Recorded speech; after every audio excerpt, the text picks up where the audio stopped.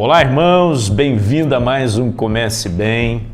João capítulo 14, verso de número 6.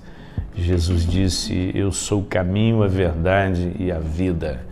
E eu quero falar nessa manhã sobre o caminho que mantém a direção. Muitas vezes nós olhamos para Jesus, tomamos essa expressão, eu sou o caminho, como se Jesus estivesse falando de uma estrada. Na verdade, ele está falando de uma direção.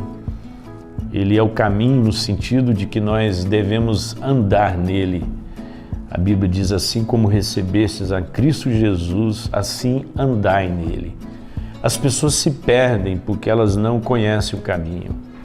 Outras pessoas, elas transformam o caminho num beco sem saída e elas perdem a direção. Então, o que é mais importante é você saber que Jesus é o caminho, andar em Cristo, e aí você jamais perderá a direção. As pessoas estão andando em círculo, perdidas aí, sem saber para onde ir.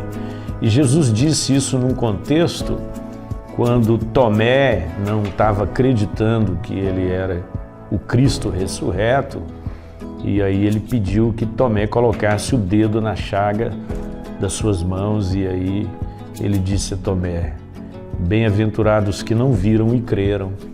E aí, nesse contexto, onde ele vai falar inclusive da vinda do Espírito Santo como nosso Consolador, ele se apresenta como esse caminho e diz: ninguém vem ao Pai senão por mim. Então, a única maneira de nos relacionarmos com Deus é através de Cristo. E Cristo é o caminho no sentido de que nós devemos andar nele, andar conforme a sua orientação, a sua direção. Então, não perca a direção se você estiver de fato andando no caminho que é Jesus. Cuidado com as estradas da vida. A Bíblia diz que há caminhos que ao homem parece ser bom, mas no fim são caminhos de morte. Então, muitas vezes nos equivocamos, até acreditamos que estamos no caminho certo. Não existe caminhos, existe o caminho, o artigo definido.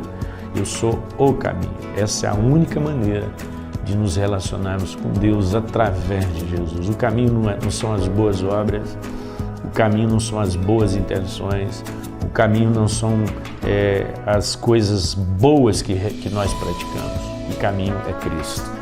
Pai, nos ajude, ó Deus, a andar no caminho, a viver no caminho, de tal maneira que nós jamais percamos a direção. Nos ajude, ó Deus, a livrar dos nossos próprios caminhos, que muitas vezes, aos nossos olhos, parecem ser bons. As pessoas que ainda não encontraram o caminho, usa-nos para que apontemos a direção para cada uma delas. Assim nós oramos, em nome de Jesus. Amém.